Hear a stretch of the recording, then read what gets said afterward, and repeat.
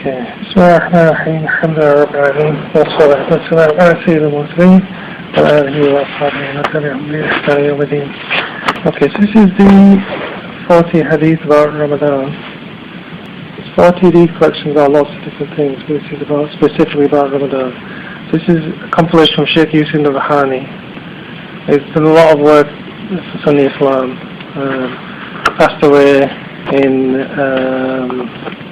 Passed away in 1932. He was one of the great Sunni standard bearers of Islam, especially in the last century, because there were lots of problems in the last century in terms of other groups coming into contact with Sunnis and bringing their things in.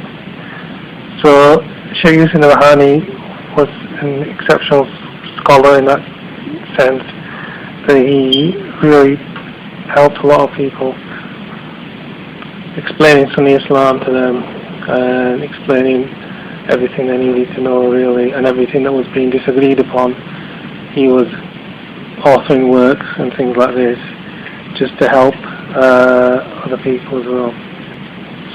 Okay, so we did quite a lot of 40 hadith collections actually. We made lots of different collections of 40 hadith.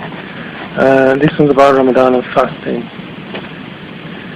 So we'll crack on. If you've got any questions about Ramadan and fasting, then just ask.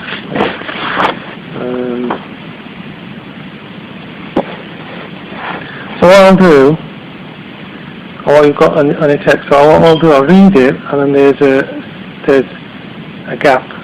Okay? So all you've got to do is just fill in the blank. So I'll tell you what it is, and then you can just fill in the blank. Okay, so I'll read it first in Arabic, then I'll give you the English, and we'll go through it. What we mean by hadith, for the youngsters, is a statement that the Prophet made. Generally, he did something, said something, or something happened before him. That's what we mean by hadith, or it's something about the Prophet, if you're going to summarize it.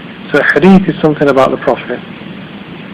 Okay, so something the Prophet did, said, or happened in front of him that he didn't say was wrong. That's what I mean by hadith. Yeah, and most of these are just statements that he's made, and he's explained these things to us. And basically, everything you need to know about Ramadan and fasting is in the 40 hadith. Yeah. So I'm just going to start with Arabic. So. قال المؤلف رحمه الله بسم الله الرحمن الرحيم الحمد لله رب العالمين والصلاة والسلام على سيد المرسلين وعلى آله وأصحابه أجمعين أما بعد فهذه 40 حديثا عن فضل رمضان والصيام الفرد والتطوع. So in the name of Allah, the most compassionate, most merciful, peace be upon our Master Muhammad sallallahu alaihi wasallam, the leader of the messengers, upon all his family and companions, to commence. These are 40 hadith about the virtue of Ramadan, fasting, the obligatory and the superiority.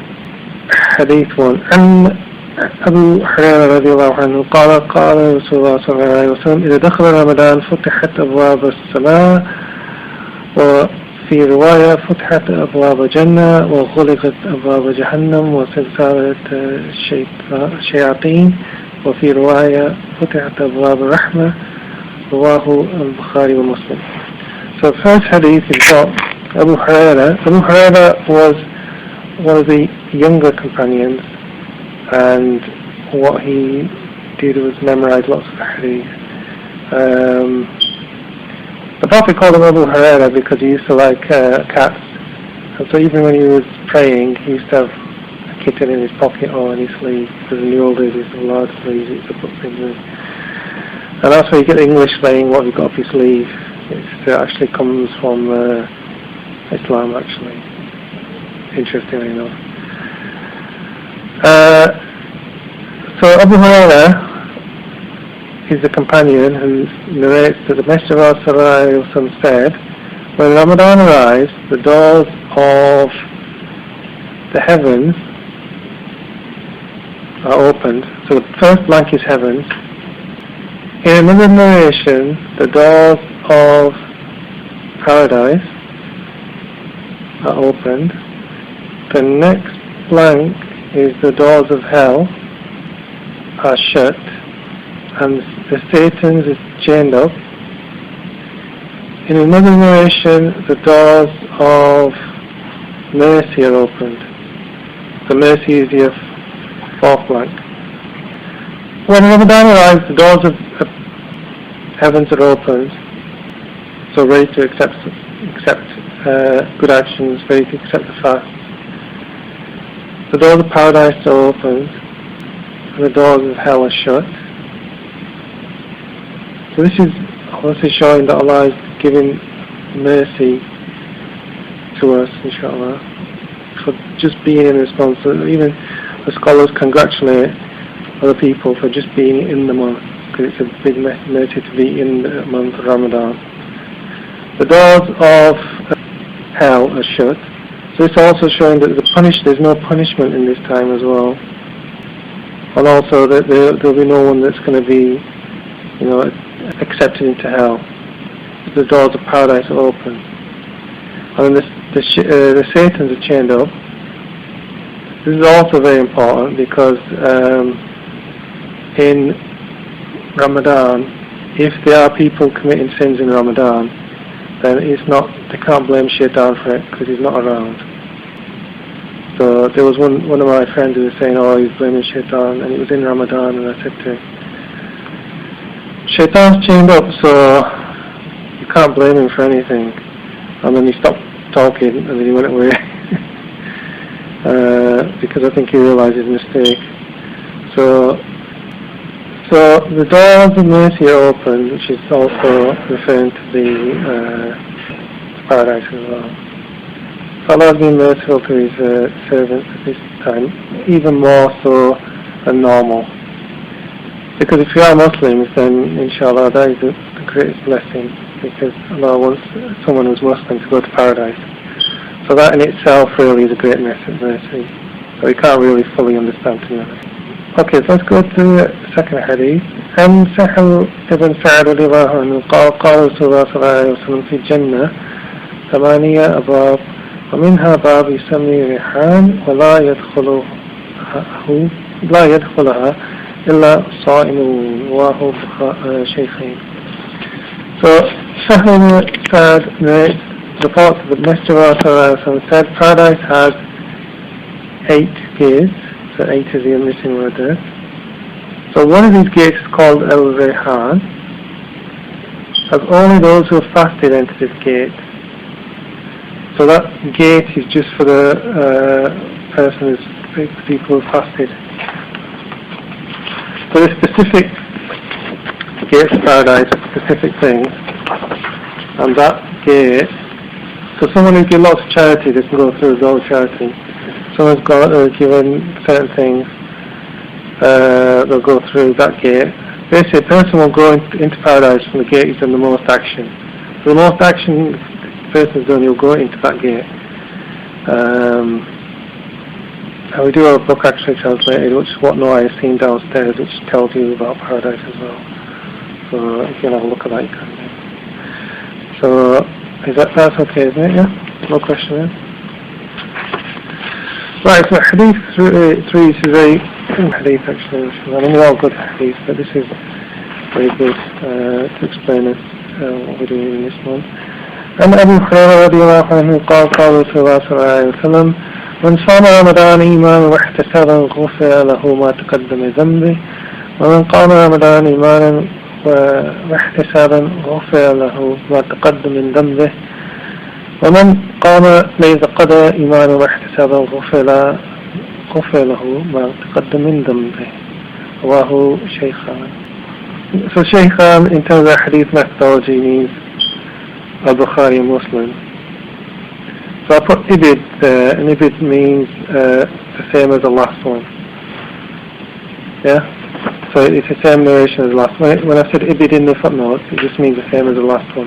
So the translation, Abu Hurairah narrates that the Messenger of Allah, Prophet ﷺ, said, whoever fasts Ramadan faithfully in anticipation is forgiven. So forgiven is the first blank. All his previous sins, whoever stands in prayer in Ramadan, that's the Salat al-Tarawih, faithfully in anticipation is forgiven all their previous sins. And so sins is the third blank, sins. And the last one, whoever spends a night of power in prayer, faithfully in anticipation is forgiven all their previous sins. Okay, so let's go through those. When it says forgiven their previous sins in Hadith, it normally means minor sins, because there's other proofs about major sins that someone needs to repent from major sins. So major sins like backbiting, slandering, lying, cheating, stealing, all these are major sins. So those things will need the person will have to repent to Allah about those. There's certain conditions as well to repentance as well, which is they have to stop doing it, they have to feel sad, they have to leave it completely, and if they've taken some rights from someone else, then they have to pay those rights back. So whoever stands in prayer, so this is a proof for Salat al-Tarawih, faithfully in anticipation is forgiven all their previous sins.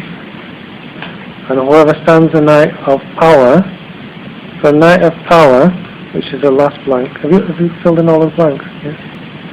So night of power, which is normally one of the last 10 nights of the Ramadan, the last 10 odd nights. Well, it's normally odd nights, but it could be any of the last 10 nights normally. Sometimes some scholars say it moves as well. It's not in Ramadan sometimes.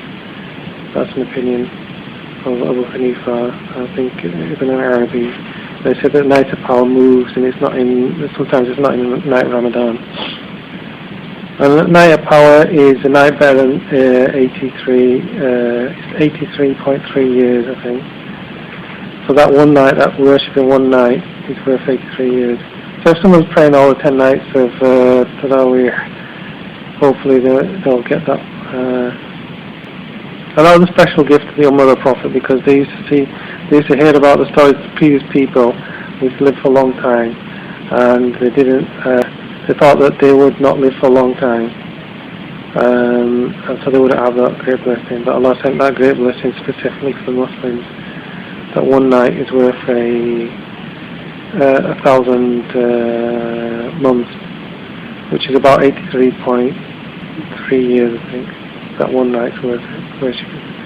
So it's almost worth more than that. If you catch that one night, it's almost worth more than a lifetime's worth of worship, really. So that's one of the most important hadiths for Ramadan, that one. Right, let's go to the next one. So, عن أبي هريرة رضي الله عنه قال رسول الله صلى الله عليه وسلم كل أمر ابن آدم يضاعف حسنة بعشر أمثالها إلى 7 ضعف. قال تعالى لا إلا الصوم فإنه لي وأنا أجزي به يدع شهوته وطعامه من أجل للصائم فرحتان، فرحة عند الفطور وفرحة عند لقاء ربي،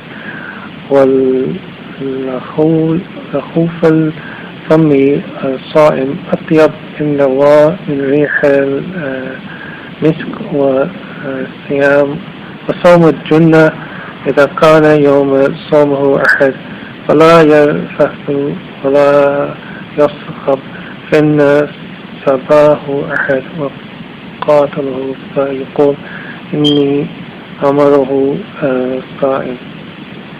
رواه الشيخ. But Abu Hurairah narrates that the Messenger of Allah sallallahu alaihi wasallam, or the Prophet sallallahu alaihi wasallam, said that all of the actions, so the first blank is actions, of the children of Adam are multiplied. A good action is tenfold, so tenfold or 10 times, up to 700 times, except for fasting. So fasting is the third one. That is, so Allah saying now, so except that is from, this is actually should have Allah there. So the next part where he says except, that Allah's saying that. So except fasting, that is for Allah, and Allah will reward it. He has left his passions and food for my sake. So Allah saying for my sake. So the person fasting has got left his food, his passions, for the sake of Allah. And he has two joys. So two is the next one. One when he opens the fast, because everyone knows when after you fast, when you start eating, that's the best time. You fasted all day already, you break your fast and you're very happy when you've broken your fast.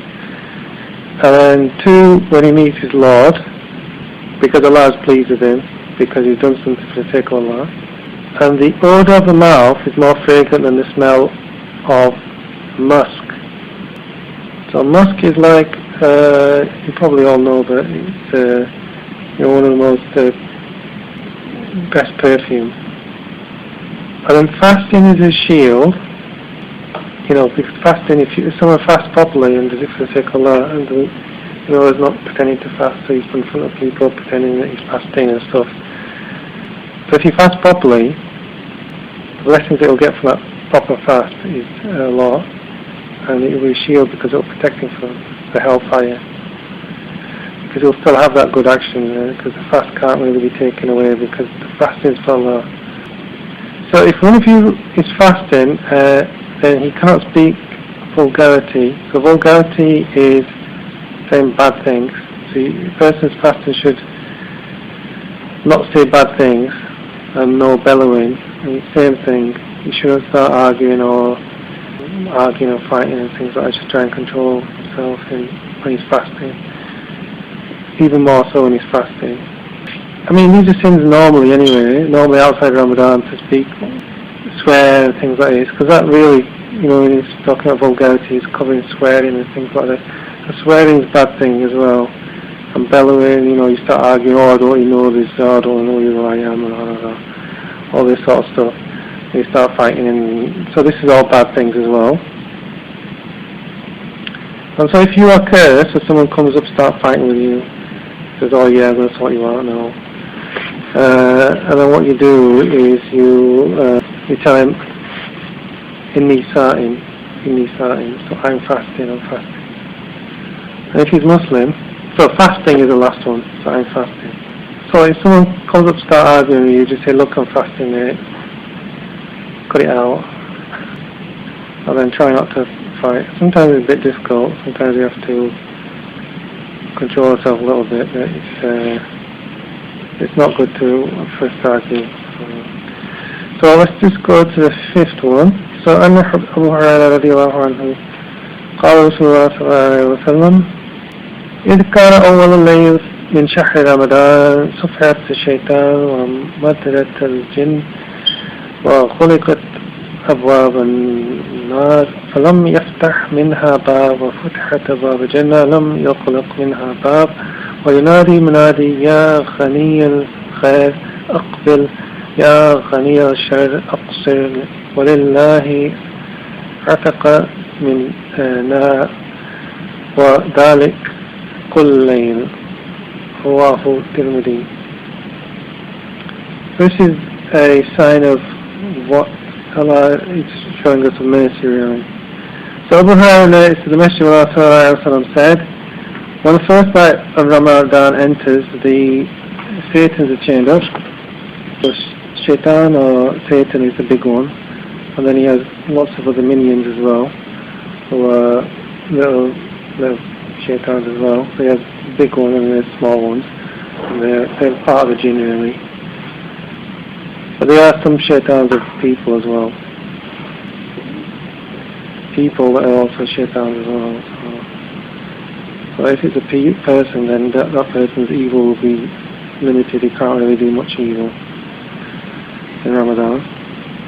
In the first night of Ramadan enters, the Shaitans are chained up, the jinns are held back, the doors of hell are closed, and none of them are open, so they're all closed, all the doors of hell are closed, So it means that no one goes to hell in Ramadan.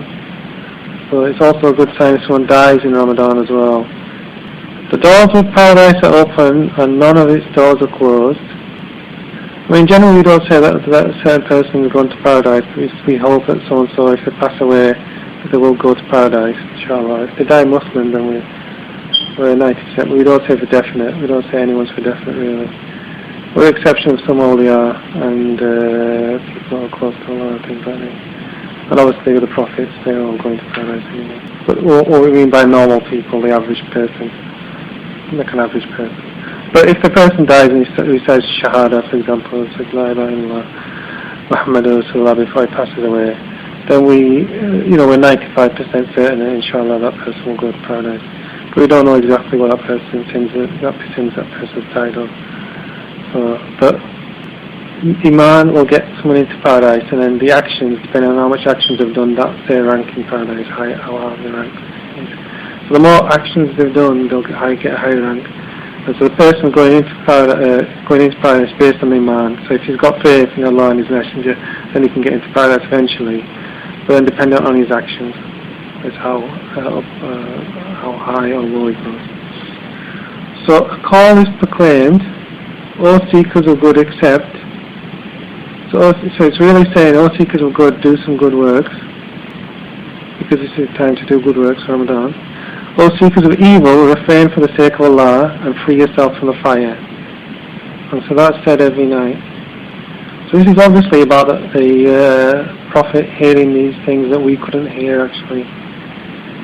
Because the Prophet's telling us that, did we have any reports of anyone else saying that they heard this?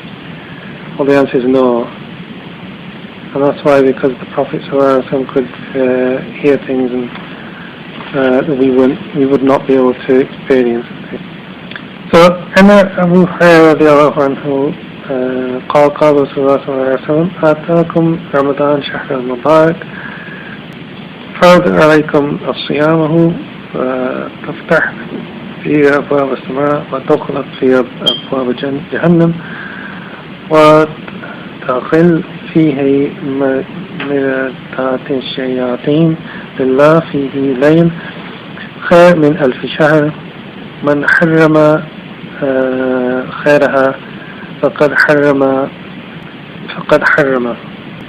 So the next hadith, there's nothing to fill in on this one. So Abu Hurairah narrates that the Messenger of Allah said, the blessed month of Ramadan has come, in which fasting is it's obligatory for you by Allah. So Allah's made it first to fast. So when we need first to fast, it means anyone who's mature. So anyone who's over 15 will fast, has to fast, but not for youngsters. It's up to the signs of maturity, and I'm not covering now actually because you've got youngsters here, but inshallah I'll cover the signs of maturity later. But when the child's mature, then they would have to fast. The doors of paradise are opened. So the same thing as saying before. The Satans are chained to be fetters up to their neck.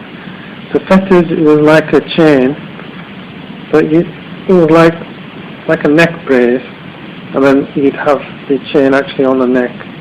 They're chained up like that, so basically they can't do anything really. So that's how they're chained up.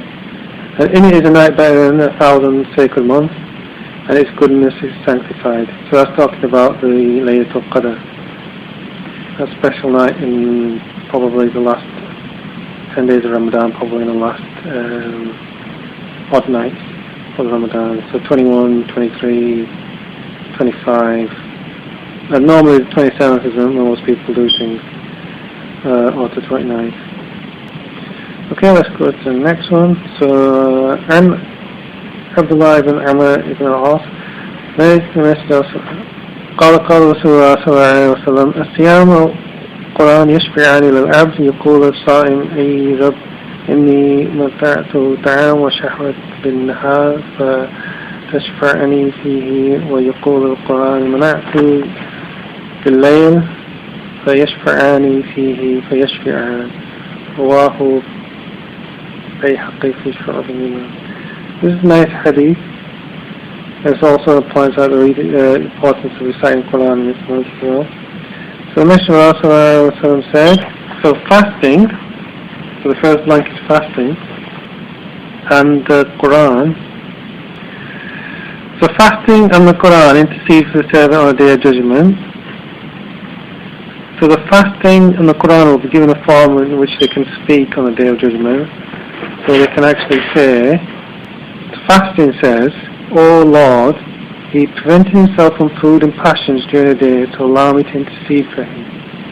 So your fasting will be given a form in which you can speak, and it will say, ask Allah to help you on that day. And the Quran does the same thing as well. So the Quran says, he refrained from sleeping in the night to allow me to intercede for him. And he said, they intercede. So these two things, so good actions, so we can also understand from this, good actions will be given a form on the Day of Judgment in which they can speak. So your prayer is the same, fasting is the same, the Quran is the same. So even if you just spent just sitting around and reading the Quran all day, that action will be given a form, and that form will come on the Day of Judgment and say and ask Allah to help you, which is really what we need at that time. We will need, support. So Anas ibn Malik radiallahu anhu قال دخل رمضان فقال رسول الله صلى الله عليه وسلم إن هذا الشهر قد حضركم فيه وفيه ليلة خير من 1000 شهر ومن حرمها فقد حرم الخير كله ولا بحرمة خيرها إلا كل محروم. Anas ibn Malik Anas was one of the servants of the Prophet, so the Prophet for a long time, and he narrates that the Messenger of Allah said, this month that you are presently in, or you are presently, has a night better than 1,000 sacred months. All the sacred have goodness, so all the sacred things have goodness. So the Prophet said that night is a sacred goodness. None are prevented from this goodness except the deprived. So possibly someone who doesn't do any work there, or someone who doesn't put any effort in, that person can potentially be deprived of the goodness of those 2 periods, of that period of the Laylatul Qadr. Right, so next one the bigger hadith, so I'll read it all and go through it slowly. So in Salman al-Farsi radiallahu anhu, خطبنا رسول الله صلى الله عليه وسلم في آخر يوم من شعبان فقال يا أيها الناس قد ظلمكم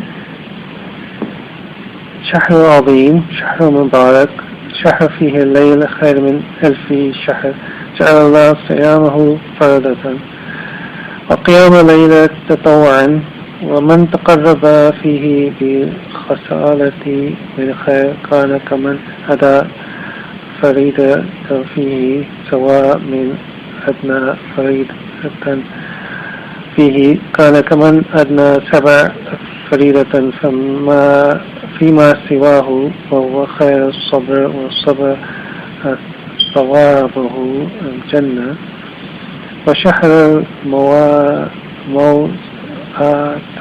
وشهر يزيد فيه رزق المؤمن من فترة فيه صائم كان له مغفرة لذنوبه وعتق رقبة من النار وكان له أجر مثل أجره من خير أن ينقص من أجر شيء.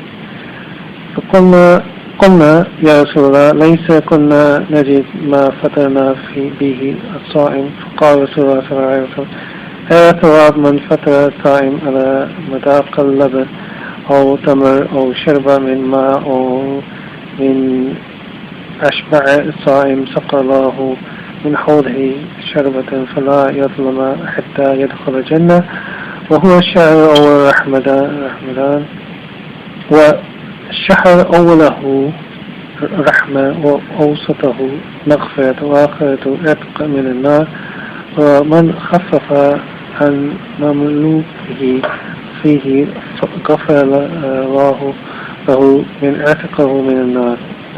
وهو البيهقي في شعب الإيمان. So Salman al-Farisi said that the Messenger of Allah said, delivered to us a sermon on the final days of, it should be Sha'ban actually.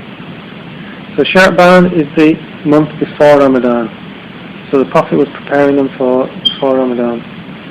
So he said, O people, you are beneath the shadow of a great blessed month, in which a night is better than 1,000 months. Allah has made fasting obligatory for you. Praying in the night is supererogatory for whoever wants closeness by a trait of goodness, who is like one who performs obligation. So whoever wants closeness, you just pray to Allah, pray the Tarawih prayers, and it's really good to do something like some of them miss prayers, for example. They can do them in this month as well.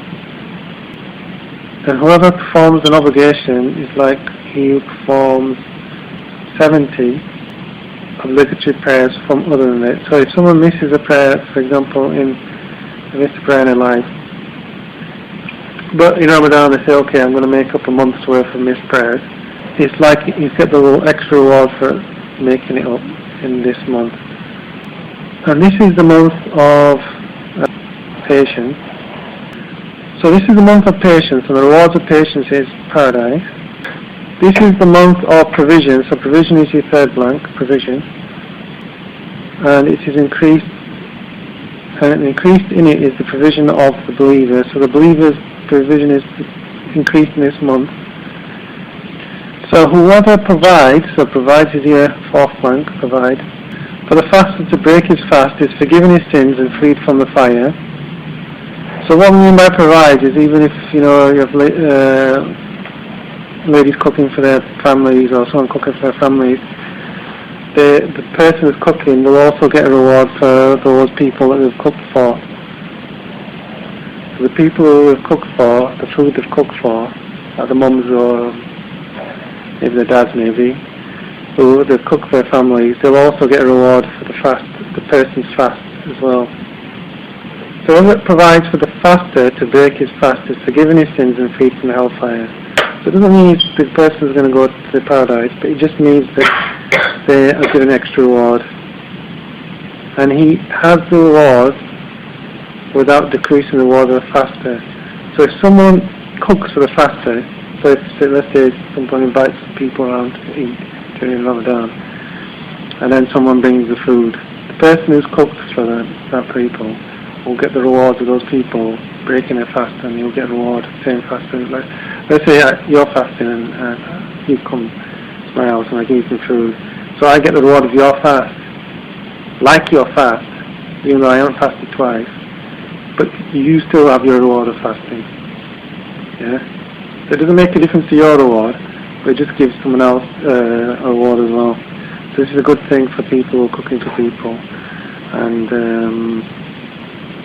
going to people's houses and things.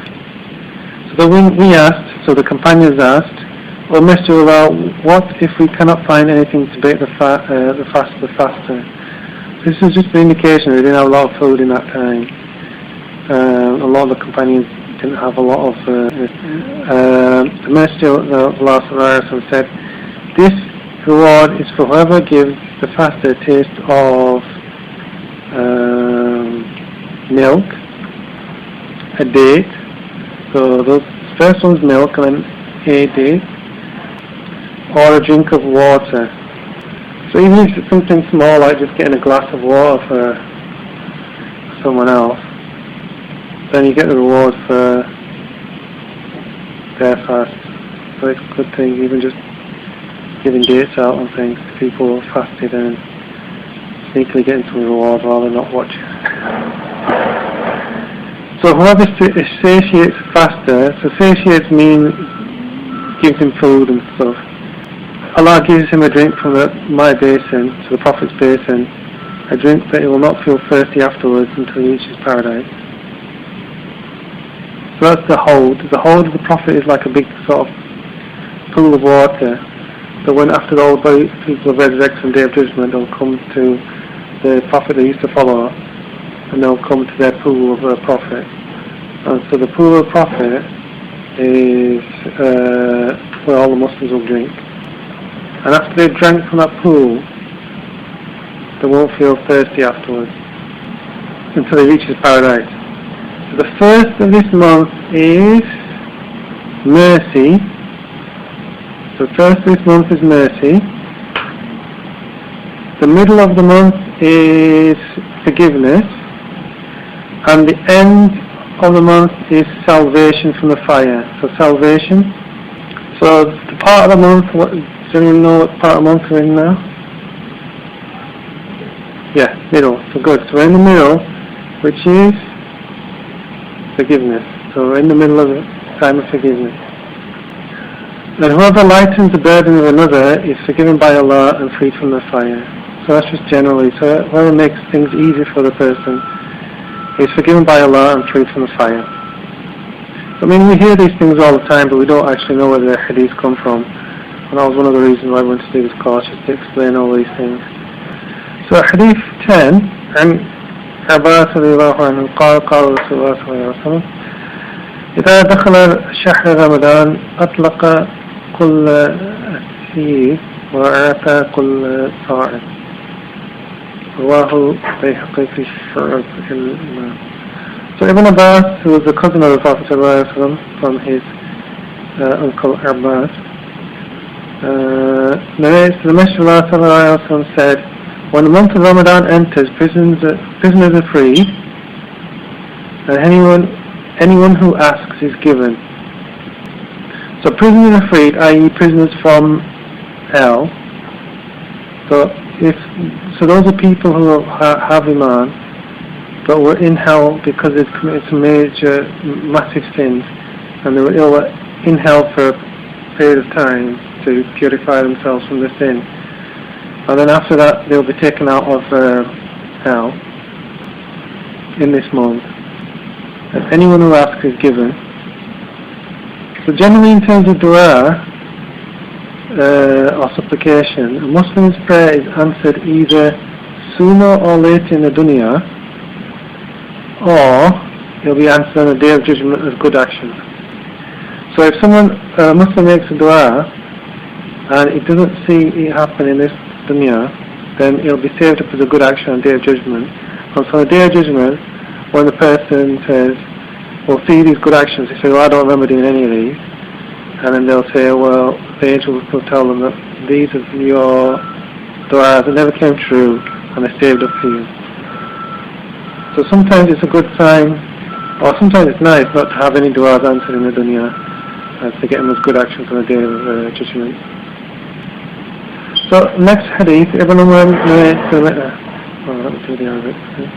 Ibn Umar radiallahu anhu أن الرسول صلى الله عليه وسلم قال إن الجنة تزخف لرمضان من رأس الحول إلى حول قال فإذا كان أول يوم من رمضان هبت الريح تحت العرش من ورق الجنة على حول عين فيقولان يا رب اجعل لنا من عبادك أزواجا تقربها عيننا وتقر عيننا فيها. رواه البيهقي. So Ibn Umar narrates that the Messenger of Allah said paradise is adorned at the beginning of each year. So in the Ramadan, paradise is adorned, so it's decorated. So paradise is decorated in Ramadan. So each year is paradise decorated. So in Ramadan, so he said from the first of Ramadan, a aroma below the throne, aroma of musk or smell of musk or odor of musk comes from beneath the throne, from the leaves of paradise to the maidens of paradise. They say, "Oh Lord, give us our servants to marry and make our eyes close to their eyes."